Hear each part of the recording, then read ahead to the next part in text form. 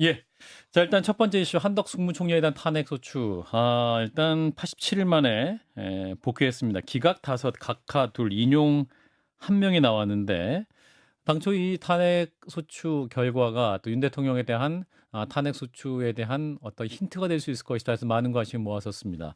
자, 일단 영상을 보고 말씀 이어가겠습니다. 피청구인의 헌법재판관 임명 부작위와 관련하여서도 피청구인의 헌법 또는 법률 위반을 인정할 수 없다고 생각합니다. 헌법재판관 임명권 행사에 있어 대통령의 자기 의무가 있더라도 국회 선출 재판관을 선출한 후 즉시 임명해야 할 의무가 있다고 보기는 어렵습니다. 피청구인의 헌법 또는 법률 위반이 인정되고 피청구인의 헌법재판관 임명 부작위 및 특별검사 후보자 추천 의뢰와 관련된 헌법 또는 법률 위반의 정도가 피청구인의 파면을 정당화할 수 있을 정도로 중대하다고 생각합니다. 예. 자, 이제 한덕수 총리에 대한 탄핵 소추 최종 판단 명확하게 갈렸던 정계선 재판관과 이제 김복형 재판관의 판단 이유를 들어보셨습니다. 자, 일단 최종 결과 두 분 어떻게 보셨는지 총평해 주신다면 우리 대표님부터. 우선 윤석열 대통령 음. 재판과 관련해서는 예. 몇 개가 정리가 됐다고 저는 봐요. 정리했습니까? 국민의힘 쪽에서 주장하고 있는 각하 가능성은 없어진 겁니다. 그런가요? 왜냐하면 이번 각하 의견이 2개 나온 게 예. 그게 뭐냐 하면은 그거 아닙니까, 그죠? 의결 정족수. 예. 의결 정족수가 200명이 된다. 200명이 아니고 151명이어야 한다. 그런 데 예. 대해서 예. 그 반대 의견을 낸 분이 2사람이 있어요. 예, 그렇습니다. 예. 2사람인데 예. 그것은 국회의 자율적인 결정권을 존중한 거거든요. 그 정도는 국회가 결정할 수 있다는 것 아닙니까? 예. 151명이냐 200명이냐는 그렇습니다. 예. 굉장히 중대한 그 쟁점인데도 국회의 자율권을 허용했으니까 윤석열 대통령의 탄핵 소추 안에서 뭐 내란죄를 빼느냐 마느냐 예. 하는 것에 대해서도 국회의 자율권을 나는 대폭 허용할 거라고 봅니다. 저 정도면은 예. 그리고 내란죄를 뺀 게 아니고 내란죄로 다스리는 게 아니라 내란 행위를 계속 다루었잖아요. 예. 그래서 그 문제는 끝났고 그래서 각하 가능성은 없어졌다고 봅니다. 예. 그리고 두 번째인데 이 언론이 별로 안 다루고 있는데 이번에 그 결정문에 이런 내용이 있습니다. 피청구인 한덕수죠. 피청구인 한덕수가 비상계엄 선포의 절차적 정당성을 부여하기 위하여 국무회의 소집을 건의하는 등 적극적 행위를 한 증거는 없다고 했어요. 예. 여기서 키워드가 절차적 정당성을 부여하기 위하여 국무회의 소집을 해야 하는데 예. 그걸 건의하지 않았다고 그랬어요. 이게 무슨 뜻입니까? 계엄의 선포 요건을 채우지 못했다. 국무회의를 하지 못했다. 정상적인 국무회의가 아니었다는 거죠. 그렇습니다. 그러니까 이 말을 뒤집어 보면은 예. 제가 다시 한번 읽겠습니다. 피청구인이 비상계엄 선포의 절차적 정당성을 부여하기 위하여 국무회의 소집을 건의하는 등 적극적 행위를 한 적이 없다. 예. 이거는 비상계엄 선포의 위법성을 따지는 데 있어서 가장 중요한 우선 전시사변 그에 준하는 국가 비상사태냐. 예. 그건 아닌 거는 뭐 세상에 다 아는 건데 무슨 쟁점이 되는 게 국무회의가 열렸느냐 안 열렸냐는 거 아닙니까? 예. 이 결정문 내용을 보면은 정상적인 국무회의가 열리지 않았다 하는 것을 알 수 있는 문장입니다. 이게. 예. 힌트가 됐다. 예, 힌트가 됐죠. 예. 그래서 윤석열 대통령 인용 파면 결정이 나올 것이다 하는 것을 짐작하게 하는 것이었고 그다음에 저도 기각을 예상을 했습니다. 예. 한덕수 기각을 예상을 했는데 한덕수 총리의 행위 중에서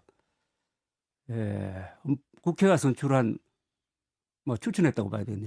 추천한 헌법재판관을 임명하지 않는 부분에 대해서는 이번에 다수 의견은 그것은 뭐 탄핵 사유가 안 된다는 거 아닙니까? 예. 그러나 한 분은 아주 강력하게 탄핵 사유가 된다고 했어요. 인용했죠. 예. 정계선 재판관. 예. 그런데 그거는 지금 한덕수 총리가 그런 대응으로 복귀했으니까 예. 마흔역 재판관 후보를 임명해야 되느냐 아니냐 하는 데 대해서 상당한 압박이 될 거라고 봅니다. 그렇군요. 왜냐하면 왜 이번에 그 부분을 피해갈 수 있었느냐 하면 그때는 권한쟁의 심판 결과가 나오지 않아 가지고 예. 쟁점이 있었지 않습니까? 그죠? 그렇죠. 예. 그런데 그 뒤에 권한쟁의 심판에서 임명해야 된다는 그죠? 권한대행이 임명해야 된다는 판결이 나왔잖아요. 예. 그거 안 하고 있잖아요. 그죠? 안 한 게 위헌이라고 그건 판단했기 위헌이라고 때문에. 나왔는데 이번에 이제 권한대행이 되었으니까 임명해야 된다는 압박이 상당히 강할 거라고 봅니다. 근데 예. 사실은 위헌 상태거든, 그죠? 그렇습니다. 위헌 상태인데 언제까지 하느냐 마느냐는 그건 재량권이 있느냐 없느냐는 또 따로 따져봐야 되는데 예. 그래서 윤석열 대통령에 대한 그 파면 결정에 유리한 정황은 하나도 없다고 봅니다. 아하, 그렇군요. 오히려 윤석열 대통령의 탄핵 인용 가능성을 더 높게 볼 수 그렇죠. 있는 단초가 각하 됐다. 가능성은 없어졌고 각하 가능성 없어졌고. 인용 가능성이 은근히 가장 중요한 부분에서 계엄 선포의 요건 예. 그리고 절차적인 문제로서 국무회의가 정상적으로 열렸느냐 안 열렸느냐에 대해서 부정적인 인식을 갖고 있다는 게 결정문에서 나타났다. 내비쳐졌다 이렇게 그렇군요. 생각합니다. 저는. 자, 이긴채 고는 저도 뭐 조갑재 대표님께서 너무 정리를 잘해 주셔가지고 일단 수학이 되게 없었다. 윤석열 대통령의 탄핵 심판을 예고할 수 있는 뭐 건덕지가 없었다라고 평가들 많이 하는데 저는 생각이 다르거든요. 아, 일단 윤석열 대통령의 탄핵 심판에 있어서 국민의힘이 계속 제기하는 동일성 원칙을 위반했으니까 예. 다시 본회의에 재의결을 거쳐야 된다고 주장하고 있는데 한덕수 총리 때도 마찬가지였거든요. 내란죄가 들어가 있었다가 1월 25일, 31일 날 국회 소추인단 측에서 형사상의 내란죄를 빼겠다.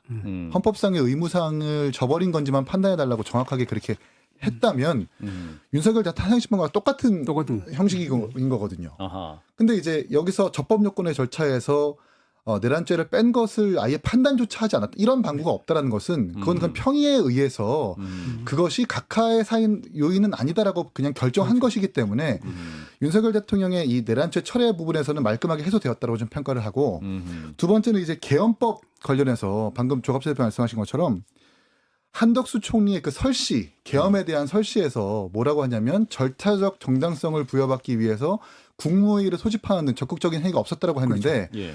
계엄법에는 제가 찾아보니까 그 국방부 장관과 행안부 장관이 계엄의 사유가 있을 때 국무총리를 거쳐 그렇죠. 그렇게 됐어요. 대통령에게 건의한다라고 나와 있어요. 맞습니다. 그러니까 두 장관은 계엄의 발의자이고 총리는 건의자이고 그렇죠. 대통령은 집행자입니다. 근데 적극적인 행위를 안 했다라고 하는 것은 계엄법상 명시되어 있는 선결 과제를 지키지 않았다라는 것이기 때문에 계엄법 위반이다라는 말이거든요. 예. 그걸 정확하게 재판부가 결정을 한 것이라서 저는 정확하게 대통령이 선결 과제를 지키지 않았다라는 예고가 될 수 있다. 재판부가 판단했구나라는 수학이 있다라고 저는 생각을 하고 맞습니다. 한 가지 우려스러운 것은 정계선 재판관과 김복형 재판관의 거리가 너무 멀다. 이게 뭐 그 사이에 너비가 거의 뭐 한강 수준이 아니라 양쯔강 수준 정도로 너무 넓다. 그래서 저는 이게 우리가 지금까지 대통령의 탄핵 심판 선고가 늦어지는 이유가 최대한 많은 국민들을 납득시키고 설득하기 위해서 판결문을 작성한다라는 선의의 의도로 저희는 해석했는데 그게 아니라 평의에서 이렇게 좀 격론이 벌어지고 있는 건 아니냐. 결국 저는 이게 복선이 될 거라고 보거든요. 복선이라는 게 이제 김복형의 복자와 정계선의 선자를 합쳐가지고 복선이 될 거다. 연구 많이 하셨네. 그러니까 이제 예. 8명 전체의 인용의 파면이 아니라 예. 7대1 내지는 이탈표가 생기는 파면이 될 수도 있겠구나라는 생각을 해보게 됩니다. 아까 저도 이제 김복현 재판관 발언에 굉장히 인상 깊게 봤던 장면이 재판관을 선출한 후 즉시 임명해야 할 의무가 있다고 보기는 어렵습니다 할 때 이분이 즉시를 굉장히 강조하시는 말씀을 약간 감정적일 저희가 그 그러니까, 평의를 한번 가정해 굉장히, 보면 예. 저희가 그 평의에 들어갔다고 한번 가정을 해보면 이거는 위헌 위법이 아닙니다라고 주장하는 김복형 재판관과 위헌이다라고 주장하는 정계선 재판관이 충돌하는 지점을 우리가 예상할 수 있는 거잖아요. 거기서 설득의 과정을 거치지 않고 그냥 이견을 그대로 노정하는 재판관의 결정문이란 말입니다. 그래도 과거에 박근혜 대통령의 판결문을 봤을 때는 그래도 성질이 다른 경향성이 다른 재판관들이 원팀이라는 인상은 있었었는데 지금은 그냥 이견을 마구 노정하는 듯한 인상을 보여주기 때문에 이게 조금 걱정이 되는 부분이 있어요. 저도 이제 사실 그 걱정을 좀 많이 하긴 했었었는데 그 차성환 그 서울시립대 로스쿨 교수 이분들이 판사 출신인데 이게 이제 김복형 재판관이 말한 요 부분 그러니까 즉시 임명할 의무가 있다고 보기 어렵다 부분 자체가 말도 안 되는 건 아니다라고 또 이분이 얘기를 하더라고요. 그러니까 일단 아니, 짚을 만한 이유긴 한데. 우리가 그때를 다시 한번 예, 상기해 보면은 예. 즉시 탄핵 뭐 이게 중요한 게 아니라 한덕수 총리가 뭐라고 했냐면 여야 합의 사항이 아니다. 자기에게 권한이 없다라는 취지로 돌려보냈단 말입니다. 예. 그래서 국회 소추인단 측이 국회 측이 아니 무슨 소리냐 권한대행에게 정확하게 권한이 있고 이거는 이미 수개월 전부터 여야가 합의했던 그렇죠. 부분이기 때문에 당신 지금 직무유기한 거다라고 탄핵한 것이거든요. 예. 근데 이걸 가지고 기간이 짧아서 위헌위법이 아니다라고 판결한 건 좀 이해가 안 되는 거죠. 조 대표님은 어떻게 보십니까? 김목현 근데 재판. 이거는 예. 지금 저 언론은 자꾸 진영 논리로 그렇습니다. 예. 이야기를 하면서 민주당이 또 한덕수 권한대행을 마흔역 재판관 임명 문제로 압박을 하고 있다라고 비판을 하는데 예. 이거 잘못 건드리면은 이게 시한폭탄이 될 수 있는 게요. 예, 가상을 한번 해보십시오. 예. 만약 5대3으로 5대3으로 윤석열 대통령 기각이 혹시 기각이 되면 된다면은 무슨 일이 일어나겠습니까? 마흔역 재판관을 임명 안 해가지고 그렇죠. 안매가 6대3이 될 걸 5대3이 5대3으로 되겠다. 만든 사람이 누구냐? 한덕수. 이래 될 거 아닙니까? 뭐 그렇죠. 그렇죠. 예. 그 한 사람, 한 사람. 물론 전 그래 될 가능성이 낮다고 보지만은 예. 그렇다면 이거는 중대한 문제 아닙니까? 그렇죠. 그렇죠. 예. 중대한 문제고 잘못하면 이거 하나 때문에 이 탄핵 결과에 대한 불복도 일어날 수 있는 거니까 빨리 임명해야죠. 그러니까 말씀하신 거대로 사실은 한 명을 임명하지 않은 것도 위헌인데 그 위헌인 상태로 방치하다가 만약에 5대3으로 기각되는 상황이 그러니까. 벌어지면 이건 진짜 인정할 수 없는 거죠, 사실은. 난리 나는 거죠. 네. 그건 난리 나는 거죠. 예, 정치적으로 예. 복잡한 상황을 이제 계엄으로 해결할 수 있다는 최악의 선례가 여기서 만들어지는 거죠. 그렇죠. 그러니까 버텼더니 5대3을 만들어 버렸다. 뭐 이런 논리가 성립되기 때문에 이거는 반대측에 절대 승복할 수 없는 상황이 될 그렇죠. 수밖에 이거 없기 진영 때문에. 논리로 다루면 안 된다고 봅니다. 그렇죠. 나무나 이건 해야 된다고 봅니다. 근데 이제 문제는 제가 그런데 해야 걱정되는 된다고 건 하더라도 예. 이 사람이 지금 평의에 들어갈 수는 합세할 없는. 수는 없게 돼 있죠. 예, 그렇죠. 예. 마흔역 재판관을 임명하는 것도 시급하지만 이른바 복식조 트리오라는 김복형, 정영식, 조한창 이 예. 보수 성향의 재판관들이 일관되게 예. 윤석열 대통령의 주장과 가까운 판결을 내리고 있어요. 이진숙 방통위원장 때도 기각 의견을 냈었던 4명의 재판관 중에 예. 3명의 재판관 전부 다 복식조 트리오고 예. 권한쟁의 심판에서 개별 의견을 냈었던 재판관도 이 3명입니다. 한덕수 총리 때도 2명 각하, 한 명은 또 김복형 재판관처럼 위헌위법이 아니다라고 대통령이 가장 가까운 판결을 내준 사람들이 이 3명의 재판관이고 이게 지금 경향성을 따라가는 듯한 모습이 보여져서 상당히 좀 우려스러운 거죠. 저는 그거하고 지금 계엄령의 불법성을 다루는 거하고는 좀 예. 다르다고 봅니다. 아, 그런가요? 그게 너무나 그 크기의 명확하다. 차이가 예. 있고 그다음에 이번 그동안에 몇 차례 최근의 탄핵 기각 판결에서 일관된 게 있어요. 감사원장, 서울중앙지검장, 한덕수 총리 일관된 게 뭐냐 하면은 이런 메시지입니다. 탄핵 소추의 주요 목적은 헌법 내지 법률 위반에 대한 법적 책임을 추궁하고 그다음에 중요해요. 동종의 위반 행위가 재발하는 것을 사전에 예방함으로써 헌법을 수호하기 위한 것으로 봐야 된다. 따라서 부수적으로 정치적 목적이나 동기가 내포돼 있다고 하더라도 이를 들어 탄핵 소추권이 남용됐다고 단정할 수 없다. 이게 일관된 메시지입니다. 예. 결정문을. 그러니까 뭐냐면은 윤석열 대통령한테 이걸 적용하면은 윤석열 대통령의 이 무법한 계엄령 선포를 인정을 하면은 동종의 재발 우려. 재발 우려가 있으니까 그건 탄핵해야 마땅하다 하는 걸 논리가 되고 동시에 지금까지 쭉 기각 판결을 이어가지면은 항상 헌법재판소가 거기에 이건 탄핵 소추권의 남용으로 볼 수 없다는 예. 태도를 유지하고 있습니다. 맞습니다. 그러면은 윤석열 대통령의 방어 논리 중에서 제일 중요한 게 무너진 거예요. 그건 뭐냐면은 줄 탄핵을 하고 내란적 탄핵을 하고 탄핵 폭주를 해가지고 거기에 대한 자위적 조치로서 비상계엄령을 선포했다 예. 하는 논리가 헌법재판소의 결정문에 의해서 무너진 겁니다. 그것도 또 하나의 힌트가 될 수 있다는 그렇죠. 말씀이죠. 뭐 예. 중요한 거죠. 그거 예. 말고는 계엄령을 합리화할 수 있는 논거가 없잖아요. 그렇군요. 결국 지금까지 있었던 주요 헌법재판의 결정문을 뜯어보면 윤석열 대통령의 탄핵 심판에 대한 최종 결과에 대한 힌트가 곳곳에 숨어 있고 마치 숨어 있다고 숨은 봅니다. 그림 찾기처럼 네. 이제 퍼즐을 맞추면 예상을 할 수 있을 것 같은데 지금 그러다 너무 이제 시기가 늦어지면서 일각에서는 이거 혹시 기각되는 거 아니야? 뭐 이런 얘기도 나오고 또 한편으로는 8대0 만장일치는 아닐 것이다. 물론 인용은 되지만 만장일치는 아닐 수도 있다. 뭐 이런 예측까지 나오는데 그럼에도 불구하고 우리 대표님 어떻게 판단하시는지 아무리 생각을 해도요. 아무리 생각해도 아무리 생각을 해도 8대0인가요?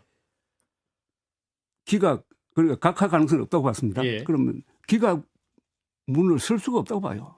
아무리 생각해도 그 중요한 5개 쟁점 중에 예. 하나만 적중해도 이게 뭐 로또는 아니지만은 예. 하나만 적중해도 예. 이것은 헌법 수호 의지가 없다. 아하. 그러니까 국민이 선거를 통해서 위임한 대통령의 권한이라도 이것은 국민 배신 행위에 해당한다 해가지고 쓸 수밖에 없다고 봅니다. 저는 아, 그런가요? 너무나 어마어마하고 특히 그 뒤에 윤석열 대통령의 행위 그죠? 어떻게 보면은 지금 계엄 사태가 아직 끝나지 않았다고 봅니다. 계엄 사태가 어떤 말이 그렇습니다. 예.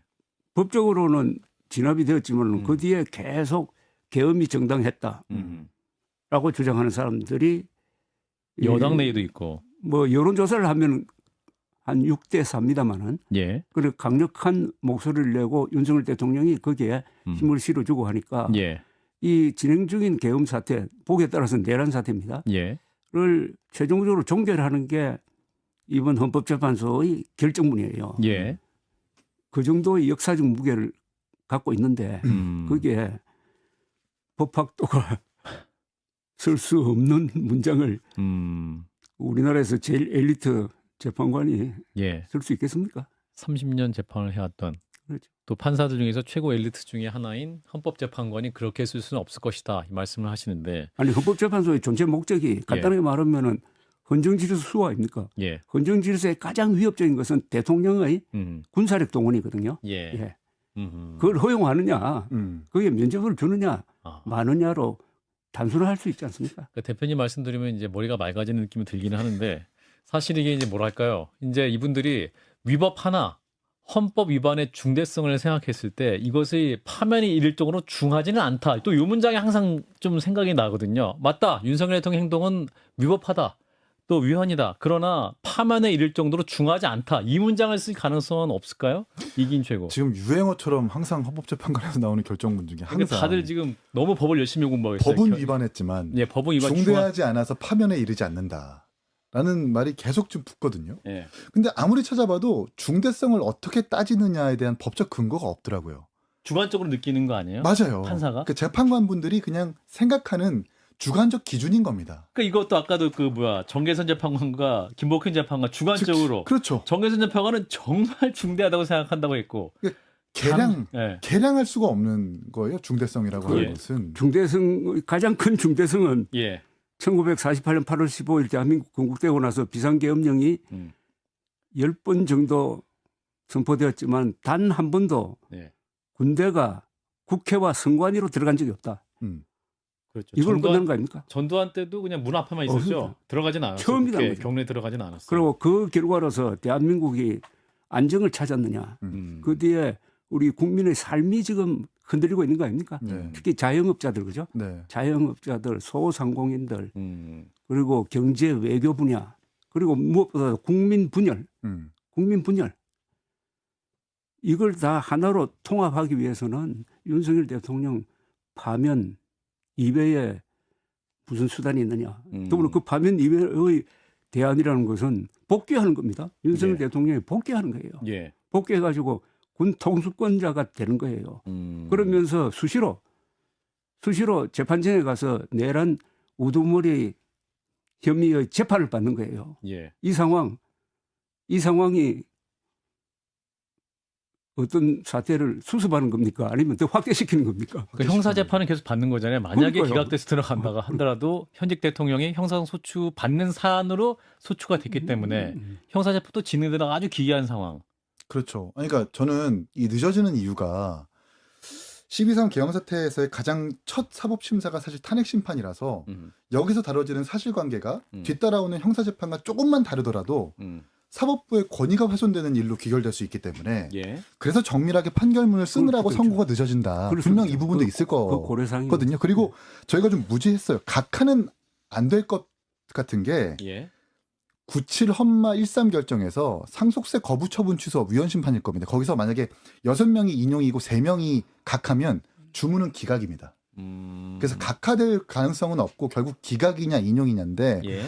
중대성을 어떻게 판단하냐가 사실 기준일 거예요. 근데 중대성에 대한 판단에 대한 근거가 없어요. 재판관들이 평의를 통해 가지고 이 정도면 중대한 것 같아요. 중대하지 않은 것 같아요. 그래고 상대적으로 평가하는 겁니다. 그렇다고 한다면 헌법재판소가 헌법재판소의 9명의 구성을 해치고 임명을 하루라도 미뤘다면 엄격한 기준을 통해서 중대하다고 판단해야 되는 것이 전 상식적이라고 보거든요. 법을 위반했지만 파면하지 않는다. 중대하지 않아서. 이게 결국 어떤 결과로 귀결될 것이냐. 국민들에게 법은 위반했지만 중대하진 않아라는 인식을 줄 것 같아서 저는 이 영향까지 분명히 있을 거라고 봐요. 헌법재판소가 탄핵 선고에서도 이 부분 분명히 고려를 해야 되지 않나라는 생각을 합니다. 그 중대성은 그 형법상으로 이렇게 환산을 하면은 연쇄살인보다 훨씬 더 강한 것 아닙니까? 예. 그러니까 형법상의 가장 높은 무기징역과 형량. 사형밖에 없으니까. 그러니까요. 예. 그럼 중대성이 예. 이 그걸로 중대성이 소추가 된 차고 것인데 넘치지. 차고 넘치기 때문에 이 중대성 부분에서 아무리 생각해도 중대하지 않다고 판단할 수 있는 근거가 없는 것 같다라는 게 두 분의 판단이시고, 자 결국 이제 탄핵 심판 최종 선고입니다. 사실은 3월 14일서를 굉장히 유력하게 빠르면 3월 초다 뭐 이렇게까지 얘기를 했었으나 지금 4월로 넘어갈 수도 있다 이런 얘기가 많이 나와가지고 이게 참 어떻게 생각해야 될 것이냐. 일단은 그 문영배 헌재소장 권한대행과 이민선 재판관 임기가 이제 4월 18일까지이기 때문에 예. 그러면 언제까지 미뤄질 것이냐 이 부분인데 조 대표님은 어떻게 판단하십니까? 이번 주는 안 날 수 있다? 오늘이나 내일 예. 오는 금요일에 예. 선고한다 하는 통보가 없으면은 예.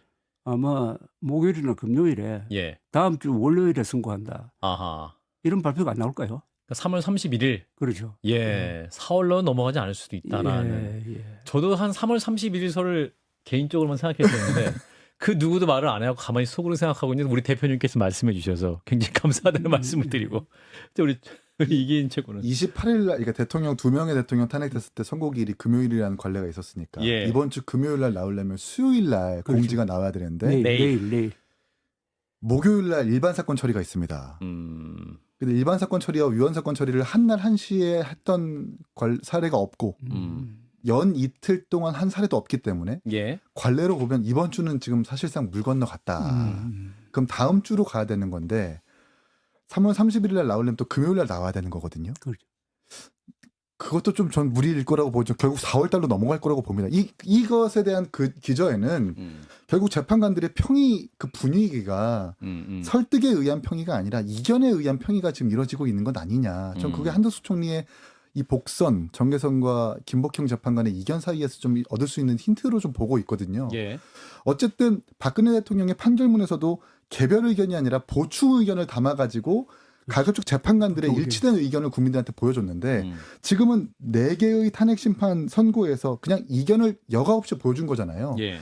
이대로 그냥 간다면 그냥 이견이 있는 판결과 선고로 이어질 수 있는 가능성이 크다라고 좀 봅니다. 그 이견이라 해도 반대 의견이 아니고 뭐 흔히 개별 의견이라고 개별 하는 의견. 뭐 예. 그 정도가 아니겠느냐 저는 생각을 하고 예. 현재까지는 저는 헌법재판소의 스케줄이 무리하지 않았다고 생각합니다. 특히 이 한덕수 권한대행을 복귀시켜가지고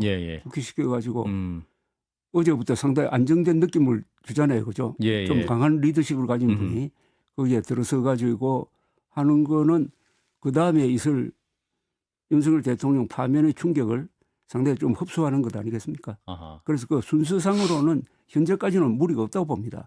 그러나 다음 주를 넘기면은 조금 국민들이 예. 이게 조금 참는데 한계에 이를 수고 있지 인내심에 한계일 않느냐 수 있다. 하는 생각이 듭니다. 그렇군요. 예.